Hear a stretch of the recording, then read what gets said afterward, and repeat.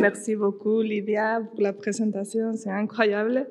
Et bon, les résultats sont très bons. C'est vrai que pour la question que nous avons posée, le résultat que nous croyons que c'est le mieux, c'est le bleu.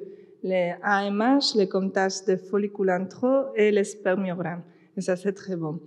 Pour la troisième réponse, que c'est l'AMH, l'hystérosalpingographie et le spermiogramme, on va parler un peu. Pourquoi ne faire pas la première consultation l'hystérosalpingographie? Parce que peut-être que nous devons étudier un peu plus les cas, ok? Pour après indiquer quelle est la technique à faire, ok? Et si nous ne faisons pas l'insémination artificielle, peut-être l'hystérosalpingographie, que c'est l'étude des trompes, c'est pas indiqué à faire pour toutes les femmes. Bon. Et je voudrais premièrement tout d'abord remercier pour avoir l'opportunité de parler au Congrès et féliciter le comité du Congrès pour le Congrès si intéressant. Et c'est très, très intéressant de parler d'un sujet si actuel comme les facteurs d'infertilité. Et je vous demande pardon pour mon français. Peut-être mon professeur de français n'est pas très bon, mais je vais essayer de parler doucement pour essayer d'être bien comprendre. Et à la fin de la présentation, si vous ne comprenez pas quelque chose, nous voulons faire un petit débat et vous pouvez poser toutes les questions en relation avec la présentation. Pour introduire un peu les sujets, je veux parler un peu des facteurs de fertilité en général. Nous avons les facteurs masculins, ce sont environ 30%, les facteurs féminins, une autre 30%, les facteurs mixtes entre les masculins et féminins, 20%, et après les facteurs inconnus, une autre 20%. C'est vrai que les facteurs inconnus, c'est après faire les premières études, les premiers tests généraux, après la première consultation, et peut-être après faire les premiers examens, nous pouvons continuer avec un autre groupe d'examens et nous pouvons savoir un peu plus en relation avec les facteurs pour chaque patient. Mais bon, aujourd'hui, on va parler un peu plus sur les facteurs féminins. Et je vais commencer avec une petite introduction. En 2019, 753 000 bébés sont nés en France. Le nombre de naissances baisse chaque année depuis 5 ans, mais à un rythme qui ralentit au fil des années. 2% en 2015 et 0,7% en 2019. L'âge moyen de la mère est passé de 28 ans en 1994 à 30 ans en 2020. Et les données pour nous plus importantes, c'est que 21% des femmes ont plus de 35 ans quand elles accouchent et 4% plus de 40 ans. C'est le groupe de sang que c'est plus important pour nous pour les problèmes de fertilité. Ici, on montre deux graphiques. À gauche, la graphique de l'âge moyen des femmes à l'accouchement en France entre 1994, comme j'ai dit, et 28 ans, et en 2020, 30 ans. Et à droite, le taux de fécondité selon l'âge de la mère. L'axe horizontal, c'est l'âge de la mère, et l'axe vertical, c'est le taux de fécondité. Et nous pouvons voir sur la graphique, la ligne rouge, c'est la ligne de 2019, et le taux de fécondité a tombé un peu et a décalé un peu l'âge maternel moyen à droite. C'est l'âge qui a changé. Ce phénomène de l'âge maternel n'est pas propre à la France. Comme vous pouvez le voir sur les graphiques, tous les pays marquent une tendance d'hausse. Chaque à son rythme, c'est vrai, mais toujours à la hausse.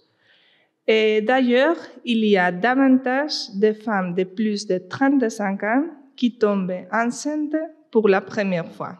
Ici, dans le graphique, nous pouvons voir différents pays, mais entre 1970 et 2014, tous les graphiques sont à l'os. Ça, c'est une donnée très, très importante pour nous.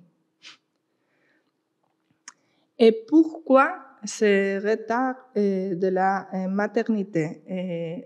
Pourquoi les femmes décidaient finalement retarder ou attendre pour être maman?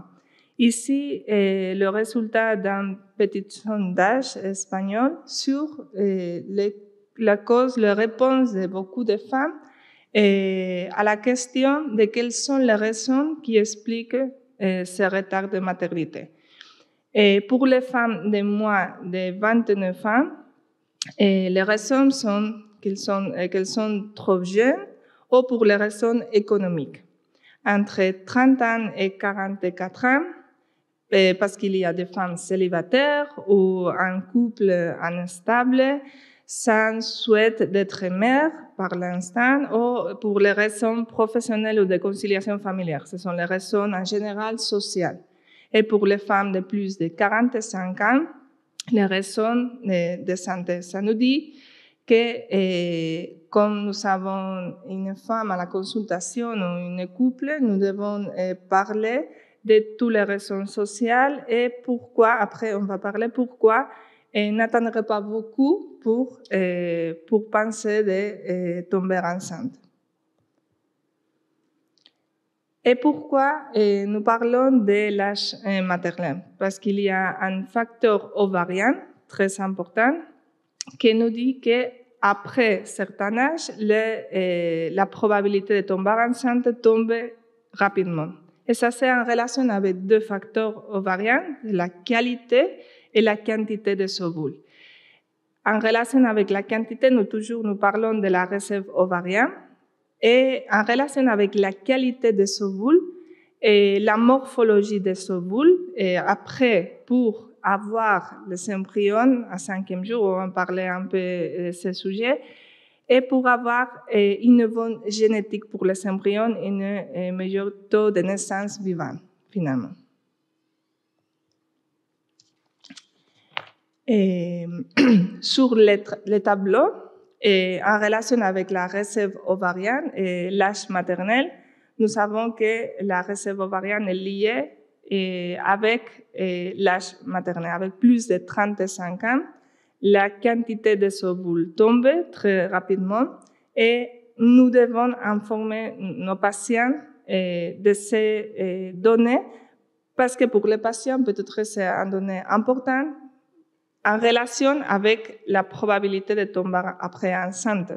Et il y a beaucoup d'études qui nous disent ça et c'est en relation avec le taux de réussite après aussi pour les PMA. J'aime ces graphiques parce que ici nous pouvons voir la relation entre l'âge et la qualité des ovules. Okay? La ligne sur le graphique, l'axe horizontal, c'est l'âge maternel et l'axe vertical, c'est le taux de naissance vivant. La ligne bleue, c'est le résultat, le taux de réussite avec la technique de don d'ovule et la ligne orange, c'est le résultat avec la technique de propre ovule, de fécondation in vitro. À partir de 36 ans, on peut voir que la ligne orange tombe très très rapidement, il y a un chute là, et la ligne bleue continue un peu le même taux de réussite. Si nous avons avec la même âge, il n'y a pas un problème, un facteur utérin, le taux de réussite avec le traitement de don d'ovule est le même, mais avec le propre ovule tombe très rapidement. Ça, c'est important, informer et tenir compte. En relation avec la génétique des ovules, nous savons que taux de fausse couche à partir de la perte gestationnelle, ici sur le graphique. À partir de 35 ans, le taux de fausse couche augmente beaucoup, est très, très important. Et nous devons informer aussi de cette donnée parce qu'après tomber enceinte, ce n'est pas l'objectif de la technique, mais l'objectif, c'est la naissance vivante. Si nous arrivons à avoir les grossesses, mais après, les grossesses ne va pas bien, l'objectif, c'est pas complet. Et c'est pour ça que nous devons tenir compte de l'os de la perte gestationnelle à partir de 35 ans, lié à la génétique des embryons.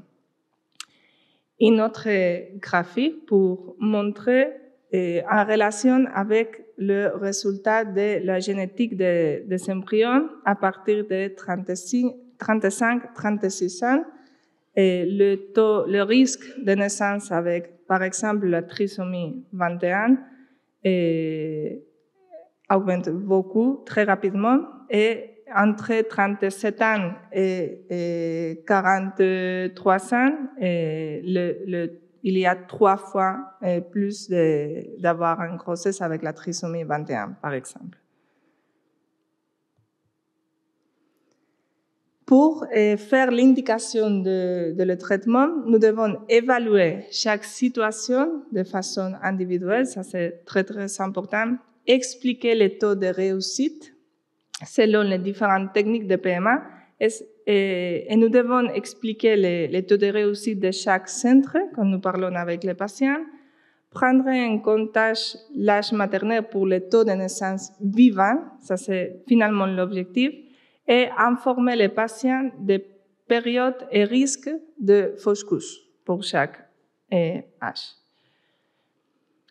Ici, le taux de naissance vivant selon l'âge maternel après la technique d'insémination artificielle.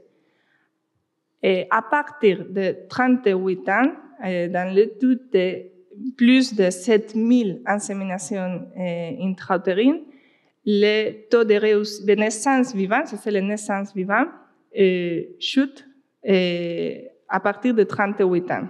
Ça c'est très important. Et après, on va parler pourquoi nous ne recommandons pas normalement à partir de 38 ans l'insémination artificielle et nous devons discuter avec les patients. Il y a une autre étude ici, des grossesses par insémination chez les patients de plus de 43 ans. Plus de 9000 inséminations artificielles. Finalement, le taux de réussite est 3%, mais le taux de naissance vivante, finalement, c'est moins de 1%. Ça, c'est en relation clairement avec la qualité de ce vol. Et maintenant, ici, les résultats de notre centre, ce sont les résultats que nous discutons avec les patients. Et il y a 2 groupes, moins de 38 ans et plus de 38 ans. Pour l'insémination artificielle avec le sperme des conjoints, nous avons avec moins de 38 ans un 32% de taux de réussite. Pour les patients de plus de 38 ans, nous n'avons pas de résultats de grossesse. Ça, c'est parce que, comme je vous dis, nous, normalement, nous ne recommandons pas cette technique pour les patients parce que le taux de réussite est très bas et le pourcentage de techniques est moins de 1%. Pour l'insémination avec le sperme des donneurs, normalement, ce sont des femmes célibataires ou des couples de femmes. Pour moins de 38 ans, nous avons un 36% et pour plus de 38 ans, un 24% de taux de réussite. Pour le traitement d'ICSI sans PGT, après dans la deuxième présentation, on va parler de PGT. Et pour les femmes de moins de 38 ans, nous avons un 63% et pour les femmes de plus de 38 ans, un 50%. Pour l'ICSI avec PGT, pour tous les âges, ça c'est pas la différence entre moi et plus de 38 ans, le taux de réussite est 74%, Et pour les dons d'ovules, finalement, nous avons un taux de réussite de 78% pour les femmes de moins de 38 ans et pour les femmes de plus de 38 ans, 61%. Ce sont les données que nous devons parler avec les patients et nous devons bien informer pour finalement décider quel est le traitement plus indiqué. Okay. Merci beaucoup.